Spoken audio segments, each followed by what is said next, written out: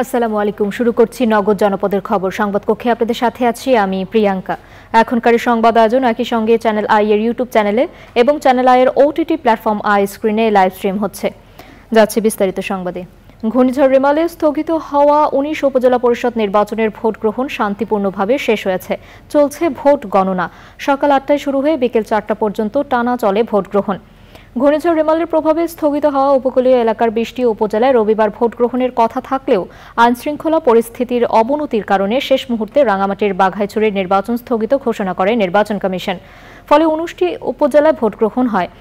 যেসব উপজেলা পরিষদে ভোট গ্রহণ হয়েছে সেগুলো হচ্ছে বাগেরহাটের শরণখোলা, মোরেলগঞ্জ, মোংলা, খুলনার কয়রা, পাইকগাছা, ডুমুরিয়া, বরিশালের গৌরনদী, আগৈলঝাড়া, পটুয়াখালীর সদর, মির্জাগঞ্জ, দুমকি, পিরোজপুরের মঠবাড়িয়া, ভোলার লালমোহন, তজুমুদ্দিন, ঝালকাঠির রাজাপুর, কাঁঠালিয়া, বরগুনার বামনা, পাথরঘাটা, রাঙামাটির বাইকছড়ি ও নেত্রকোনার খালিয়াজুড়ি উপজেলা।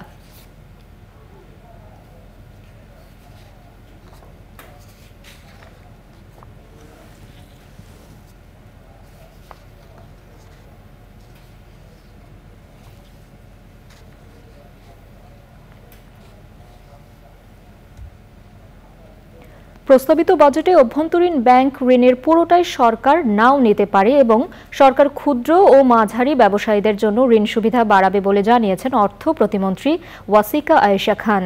এ ব্যাপারে ব্যবসায়ীদের হতাশ না হওয়ার আহ্বান জানান তিনি। আনোয়ারা উপজেলার রায়পুর উপকূলীয় বাইখের ঘাট এলাকার বেড়িবাঁধ পরিদর্শনের সময় তিনি এসব কথা বলেন। পরে অর্থ প্রতিমন্ত্রী রায়পুর সরকারি প্রাথমিক বিদ্যালয় প্রাঙ্গণে উপজেলা তৃণমূল আওয়ামী লীগ ও অঙ্গ সংগঠনের নেতাকর্মীদের সাথে মতবিনিময় সভায় প্রধান অতিথি হিসেবে যোগ দেন। এই প্রকল্পের কাজে যাতে কোনো ধরনের অনিয়ম না হয় সে ব্যাপারে নির্দেশ দেন তিনি।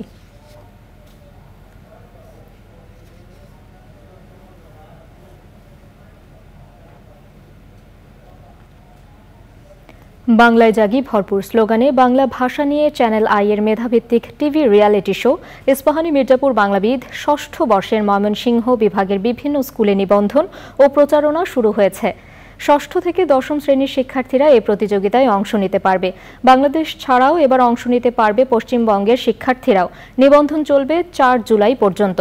ময়মনসিংহে বিদ্যাময়ী সরকারি বালিকা উচ্চ বিদ্যালয়ে শিক্ষার্থীদের মধ্যে প্রচারণা ও নিবন্ধন কার্যক্রম পরিচালনা করে ইস্পাহানী মির্জাপুর বাংলাবিদ এর একটি টিম।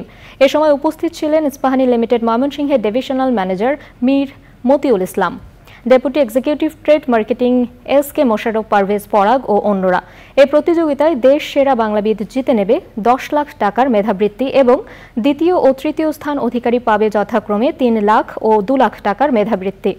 এছাড়া প্রথম ১০ জন প্রতিযোগী পাবে একটি ল্যাপটপ সহ ব্যক্তিগত গ্রন্থাগার করার জন্য ৫০,০০০ টাকা সমমূল্যের বাংলা বই ও আলমারি। এবারে প্রতিনিধিদের পাঠানো তথ্য ও ভিডিও চিত্রে রাজীব আহমেদের রিপোর্ট। ব্রাহ্মণবাড়িয়ার সরাইলে ভূমির দাবিতে মানববন্ধন করেছে ৪২ ভূমিহীন পরিবার। দিনাজপুরের বিরল উপজেলায় বিভিন্ন জটিল রোগে আক্রান্ত রোগীদের আর্থিক সহায়তা ও বেকারদের রিকশা ভ্যান বিতরণ করা হয়েছে। নৌ পরিবহন প্রতিমন্ত্রী খালিদ মাহমুদ চৌধুরী উপস্থিত থেকে উপকারভোগীদের সহায়তা সামগ্রী বিতরণ করেন। শেরপুরে জটিল রোগে আক্রান্ত অসচ্ছল রোগীদের আর্থিক সহায়তার চেক বিতরণ করা হয়েছে। চেক বিতরণ করেন সংসদ সদস্য মোহাম্মদ সানোয়ার হোসেন সানু। নাটোরের সিংড়াই উপজেলা বিএনপির সাবেক সভাপতি অ্যাডভোকেট মজিবুর রহমান মন্টুর স্মরণে আলোচনা ও দোয়া মাহফিল হয়েছে। ঝিনাইদহ ৪ আসনের সংসদ সদস্য আনোয়ারুল আজিম আনারের হত্যাকারীদের শনাক্ত ও তাদের শাস্তির দাবিতে মানববন্ধন করেছে ঘোড়াশাল ইউনিয়ন আওয়ামী লীগ। বাগেরহাট প্রেস ক্লাবের সাবেক সাধারণ সম্পাদক ও এটিএন বাংলার জেলা প্রতিনিধি প্রয়াত শওকত আলী আকুঞ্জির স্মরণ সভা এবং দোয়া মাহফিল হয়েছে। গণবিরোধী বাজেট বাতিল সহ ৪ দফার দাবিতে গাইবান্ধায় বিক্ষোভ মিছিল এবং সমাবেশ করেছে জেলা বাম গণতান্ত্রিক জোট। নওগাঁয় ৩ দিনের আবৃত্তি প্রশিক্ষণ কর্মশালা হয়েছে। নারায়ণগঞ্জের মর্গান গার্লস স্কুল অ্যান্ড কলেজের সুলতানা কামাল ক্রীড়া মিলনায়তনের উদ্বোধন এবং বার্ষিক ক্রীড়া ও সাংস্কৃতিক প্রতিযোগিতার পুরস্কার বিতরণ করা হয়েছে। Sudipta Mahmud, channel I. নগদ জনপদের খবর আজকের মতো এ পর্যন্তই। পরবর্তী কৃষি সংবাদ দেখার আমন্ত্রণ জানিয়ে শেষ করছি। ধন্যবাদ সবাইকে।